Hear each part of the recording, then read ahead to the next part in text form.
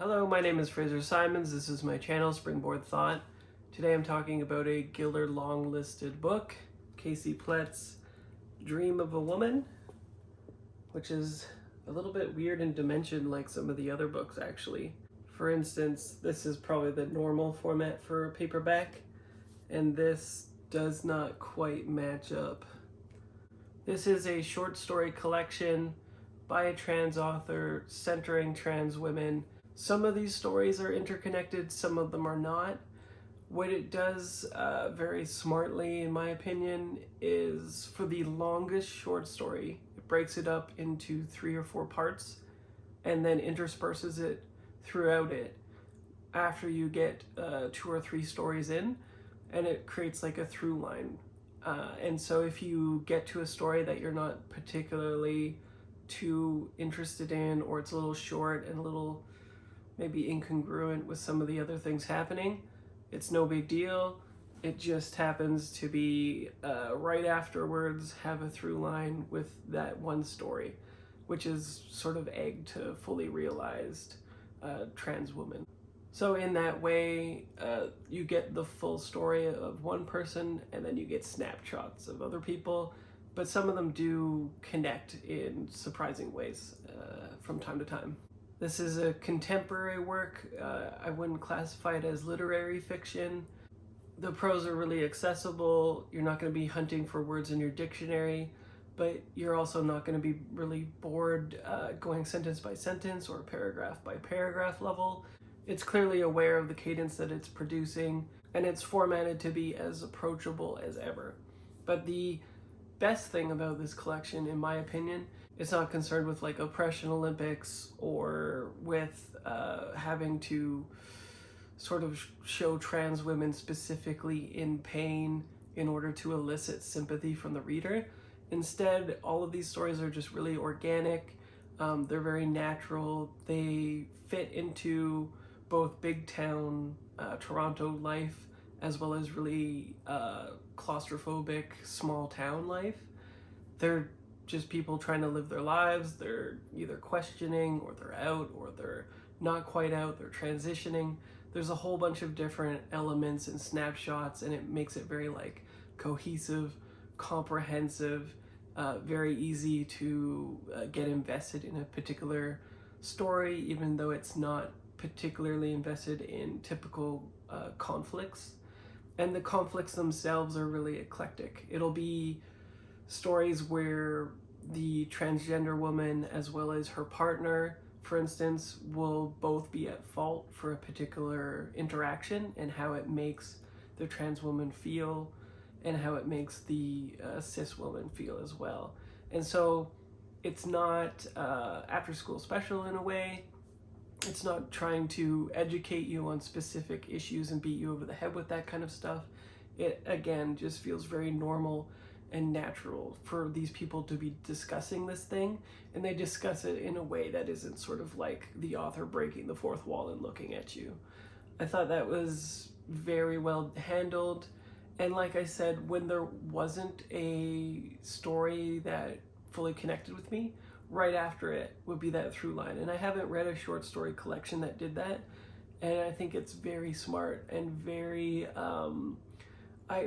it made it so that any sort of feeling of stiltedness wasn't left on me as like an impression. It feels a lot like a camera or a lens just being positioned on these people's lives at various points, ranging from like teenagers to like older women, and how they speak to each other versus young people, versus like if they have phones or not, if they have a community or not. The dialogue is fantastic. The situations are interesting and typically tend to be things that you yourself can picture very easily or have been in yourself as well. It doesn't particularly feel super political in the sense that the right, at least here in Canada, are very concerned with making transgender people a topic of discussion or a political point in which you can have two sides. Instead, it's a very like humane look at just people, and so you can't deny their personhood. And I just thought it was fantastic. Of all the Giller Prize nominations, this might be my favorite.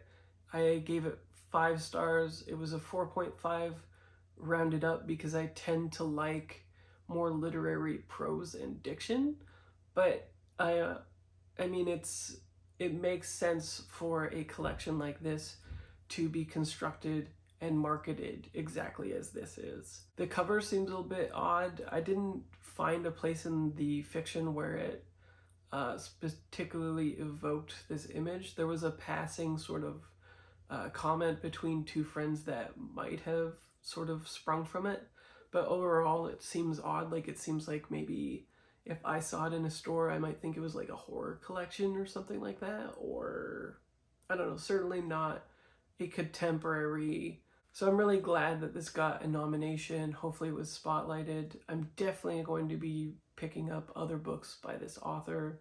I think it's fantastic. I'll link to a video below where the author herself is giving a reading for the book. Oh yeah, particularly if people are worried about content warnings, there's definitely transphobia, internalized misogyny, internalized patriarchy, things that you would kind of expect. It's not gratuitous sexually, and it doesn't, actually one of the things that I liked about it a lot is it doesn't fetishize the women in any way. They have sexual needs that are met at times, and again, it's not gratuitous, but it happens, it's in their lives, and it's just, if they have sex, they have sex. It's not a particular it's not pandering to like a cis lens, and the only time sexual details or genitalia and stuff like that is gone into is for a very specific reason. And I really like that because it signals to the reader again that these things that I am talking about are specifically important, just like all of the prose in its sort of sparse nature and its precision is saying that like everything about this short story is pertinent to the thing that I'm trying to convey about this particular story. So it was just excellent storycraft in my opinion, and I think it's a little annoying that it didn't get shortlisted because of the 3 short story collections, this is by far the strongest, at least to me. So if you've been reading the Giller books, I'd love to know what you thought of it, what your picks are, what do you think and hope will win. When this video goes up, it will probably be past that time because I'm trying to stagger the videos such that the short list comes before the announcement on the 8th, and then the other long list ones are just staggered throughout the month and maybe even next month, depending on how many there are. But whenever this comes out, tell me what you thought of any Giller Prize books that you have read, any Writer's Trust books, any CanLit that you want to mention. If you've read other books by this author, I'd love to know where to jump to from here. And otherwise, I will chat with you later. Bye.